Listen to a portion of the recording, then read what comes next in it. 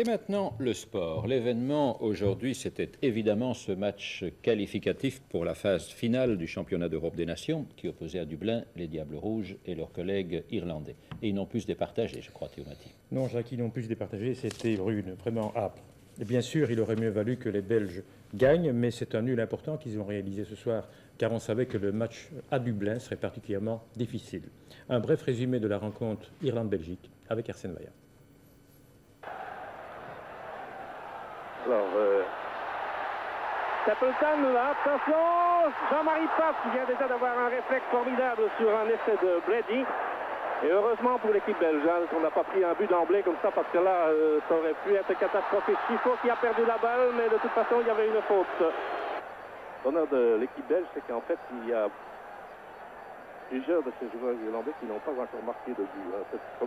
Notamment parmi les avants, comme Galvin, par exemple, et Aldridge de Liverpool, Galvin de Tottenham, sont des joueurs qui, lorsqu'ils ont représenté la République d'Irlande, ne sont pas encore parvenus à trouver le chemin de filet adverse, pourvu que pour l'équipe belge, ce soit encore ainsi. Et voilà, il y avait un tir de Keulemans, et maintenant c'est Klaassen là qui vient de forcer Bonheur à intervenir, et ça donne un coup de poing.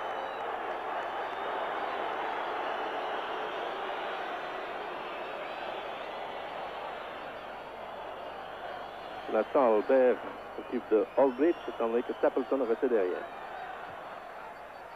Centre pour De Smet qui amortit pour Vervoort, qui tire bien.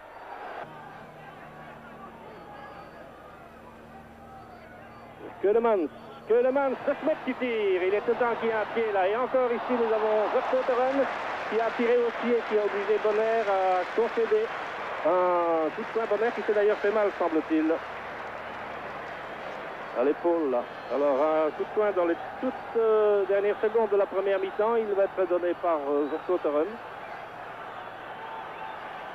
Et il est donné en direction de Grun avec Klaassen qui tire. Et ça nous donne un nouveau coup de poing là. Il n'y a pas eu beaucoup d'alertes sérieuses devant la cage irlandaise, mais en cette fin de première mi-temps, vous voyez que Bonner et ses compagnons là sont secoués. Hein.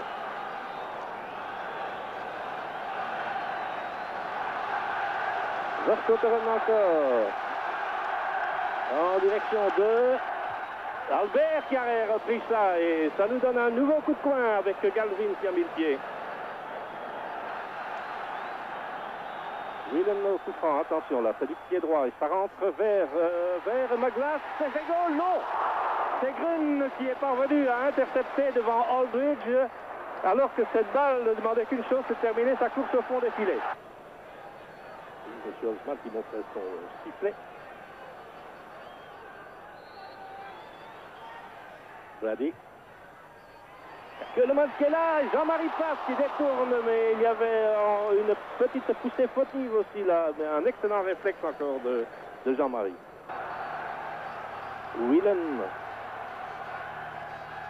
Whelan vers Stapleton. Keulemans. Alors De Smet, non, il arrive trop tard. Il est avec Whelan. Une relance sur Whelan. On va encore vers Stapleton et une bonne reprise de la tête. C'était McCarthy qui était monté là. Le classement de notre groupe, la Belgique toujours première évidemment avec 7 points pour 5 matchs, une différence de but nettement positive plus 8. On sait qu'en cas d'égalité de points, c'est la différence de but qui sera décisive. L'Irlande est deuxième avec 5 points pour 5 matchs, mais c'est la Bulgarie troisième qui est l'équipe à battre. Elle totalise 4 points, mais pour 3 matchs joués seulement.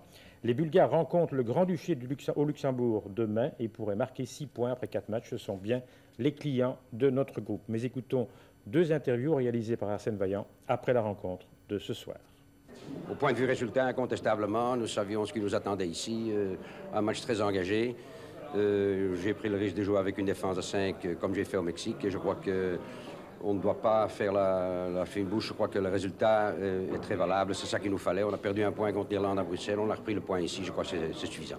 On a quand même souffert beaucoup, hein? On a incontestablement souffert, mais à part la première minute, ils n'ont aucune occasion de but. Et je crois que c'est quand même cela le plus important. on savait qu'il y avait une pression de 90 minutes et on y a résisté, c'est ça le plus important d'après moi. Il y a eu quand même quelques hommes en grande forme. Je parlerai de Jean-Marie Pfaff qui a effectué une série d'arrêts intéressants. Il y a eu Georges Grune au milieu de cette défense qui a émergé très souvent, avec Leicester notamment. Incontestablement, je crois aussi que collectivement, la défense a fait un très bon match de position.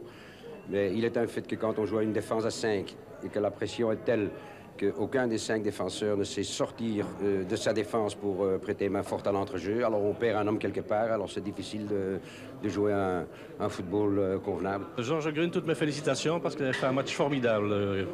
Je crois disons que c'était bon pour vous avec toutes ces balles hautes, on est un petit peu venu chercher votre tête, non? Oui, c'est vrai. Enfin, c'était plus difficile en premier mi-temps puisque les Irlandais jouent avec le vent avec.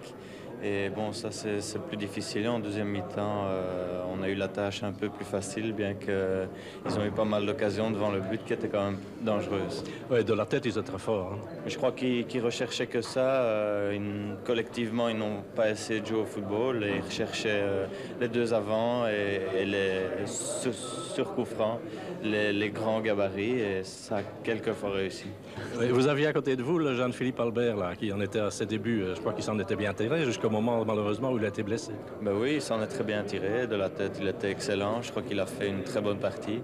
Malheureusement pour lui, il a reçu un méchant coup de coude et il est ouvert à l'arcade et à la pommette, quoi. Et je crois que c'est 6 points de suture qu'il a. J'espère que pour samedi, il sera rétabli. Alors,